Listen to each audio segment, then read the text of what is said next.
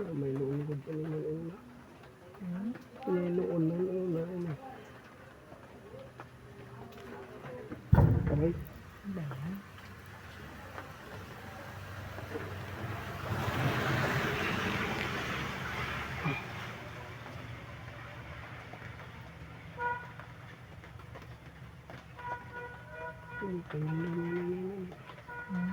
Tagbutang na isang nilay na ng silang. Kay noon sabi. Termosta? Termosta? Paano yan? Bakit yan? Sa taas, termostat. Ha? Sa taas.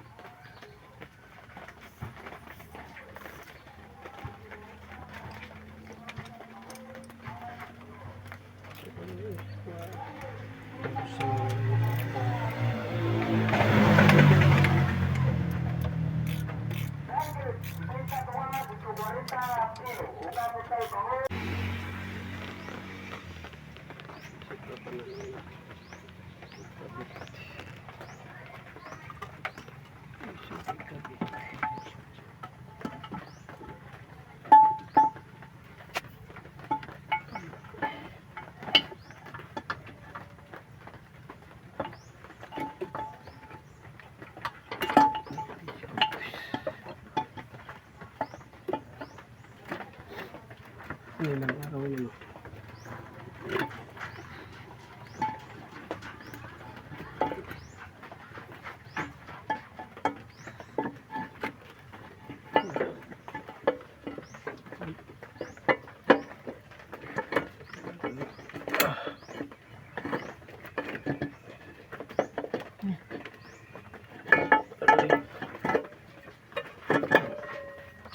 Okay.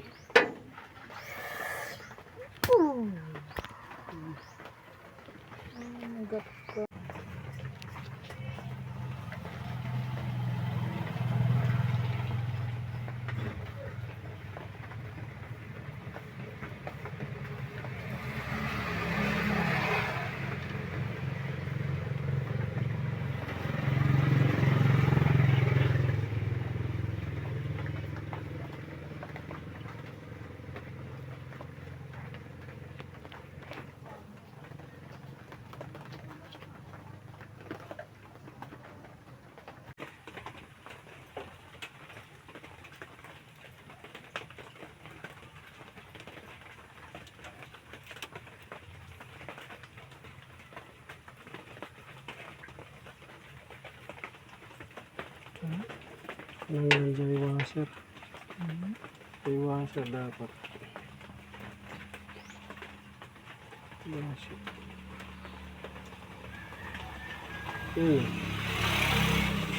Ang pangulo. Hindi na nag-washer din.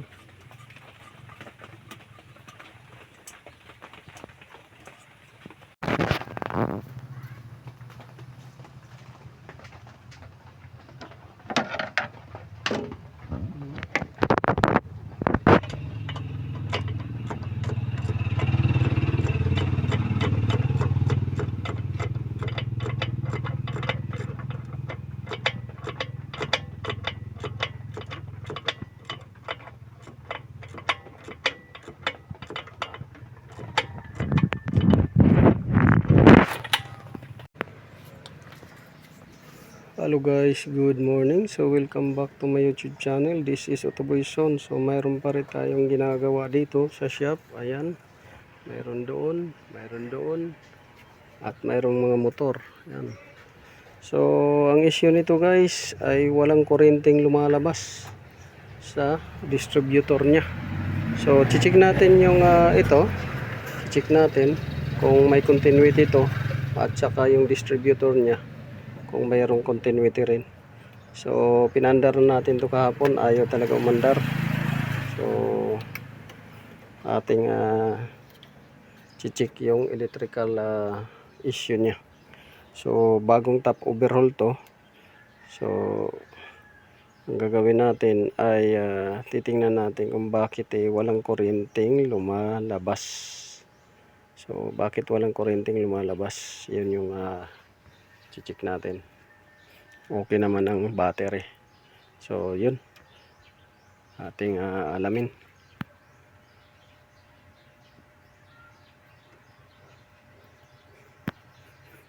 kung bakit walang kuryenteng lumalabas. So ito guys, tinister natin yung ano nito, contact. So ito siya, wala namang putol to. Pag tinister mo dito, ganyan, tinister mo, may contact siya dito sa loob, pati itong contact niya sa rotor. So mayroon naman siya. Ang problema niya ay yung kable high tension ang walang contact. So tinis natin yung continuity. Yan, test natin. Yan,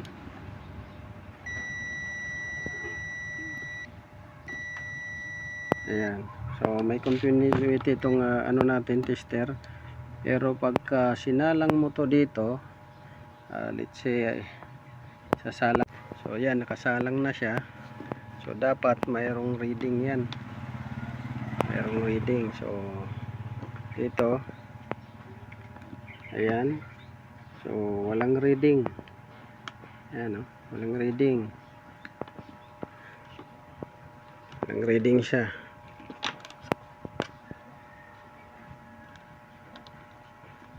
Yan, lipat natin dito, wala rin reading. Dito number 4, wala rin reading. Dito sa number 2,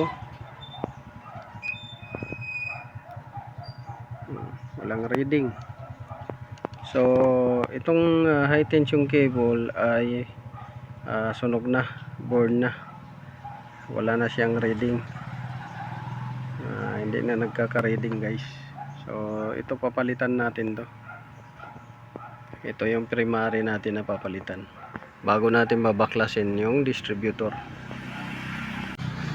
So yun guys, atin munang bibilhan ng high tension cable.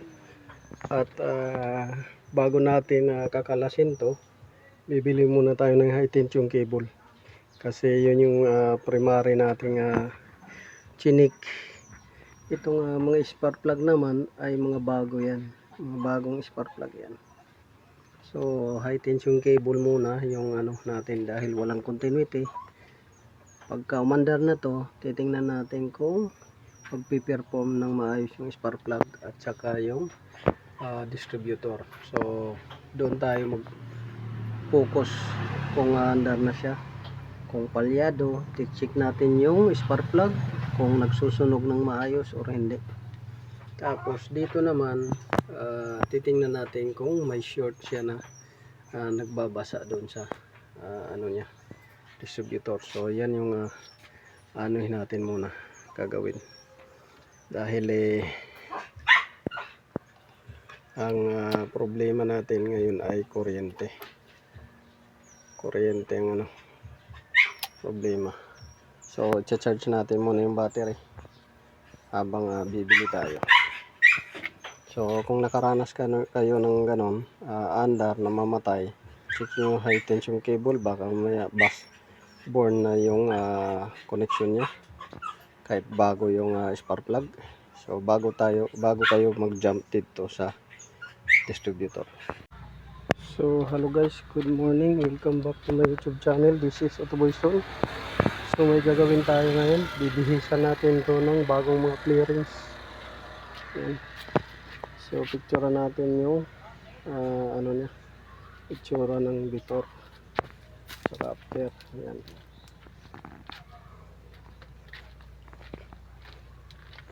So bibihisan natin yan, clearing. So mayroon na tayo ditong tinanggal. Ito, tinanggal na natin pati ito. Pati ito. So luma na yan. So ayan. So ito yung ipapalit natin. Ito, may bago dito. So ayan, ipapalit natin. Tatanggalin muna natin yung mga luma. Ito. Tanggalin natin ito. Luma niya. Palit din ng ganito. So hello guys, ito guys, bumili tayo ng ano, pang K6A ito ay F6A dahil wala silang available na ano. So ito yung ikakabit natin dahil wala silang available na pang Lancer. Yan. So bago natin ikabit, siyempre titesterin natin. Isa-isahin natin tester. Tingnan natin kung mayroon bang connection siya. So isa-isahin natin to guys para malaman natin kung goods ba or hindi. So gamit itong tester natin, titesterin natin. Teka lang. So check natin. Ayan. So ito, testerin natin kung may continuity siya.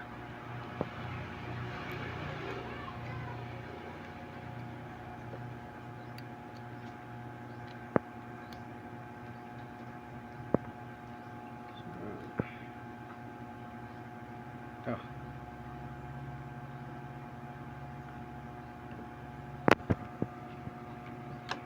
Check natin kung may ano siya, continuity. Kasi dapat gumagana para hindi magpalya, or kaya dapat may kuryente na lalabas. So ito yung binili natin. Hopefully kumana yan.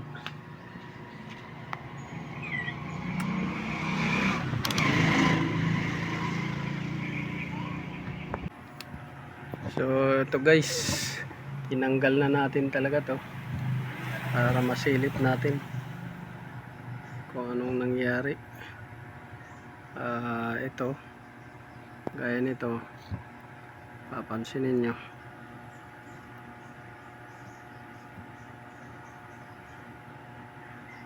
Yan. So bubuksan natin to, titingnan natin sa loob kung anong nangyari, bakit pawala-wala yung kuryente. So pinalitan na natin ng ano, high tension cable, ganun pa rin, wala ang kuryente. So bubuksan natin yan, tingnan natin kung anong nangyari sa loob para malaman natin kung kailangan palitan or repair lang. Baka pinasok na ng oil yan kasi amoy sunog. So ayan guys, nabuksan na natin. So yan, positive, basa ng langis. Ayan o, basa ng langis. Ayan. So ito yung cover nya. Ayan o, basa langis, basa ng langis. So positive. tatanggalin pa rin natin yan, kaya titingnan natin kung sira na yung oil seal. So ayan, hugutin natin yan. Basa guys, ayan oh, positive, pumasok yung langis. So yan yung dahilan ng short circuit. Nawawala yung contact nya, nawawala yung ano nya, kuryente, wala dahil dito. So tatanggalin natin yan. So ayan guys, so basa sa loob, pati ito basa. Ayan, tulo yung oil. So basa siya, nangangamoy, amoy sunog. So yan yung ano, ayan o, to. So pag ganyan no, magdikit yan, wala na.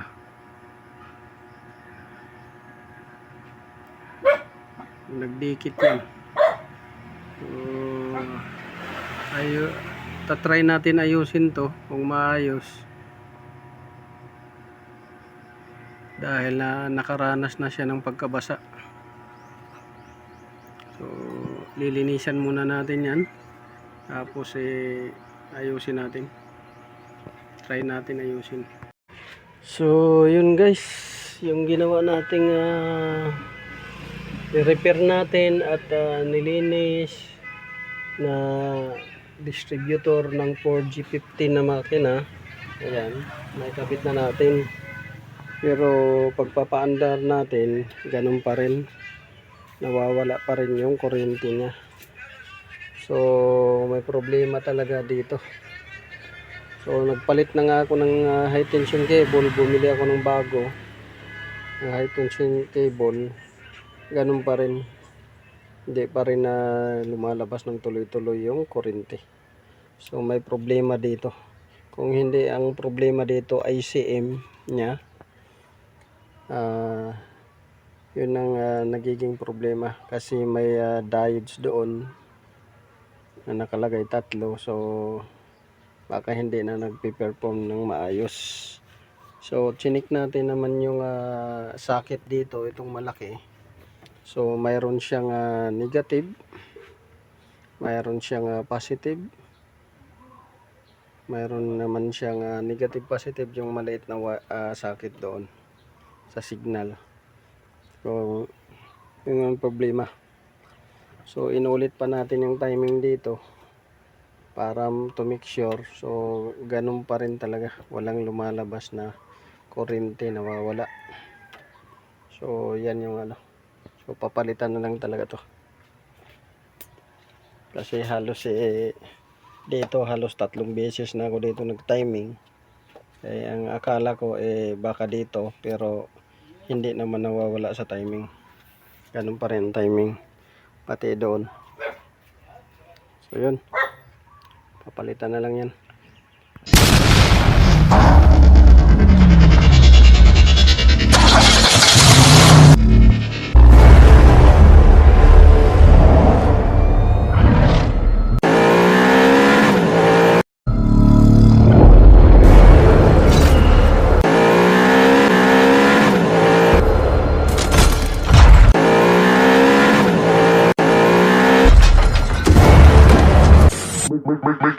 Make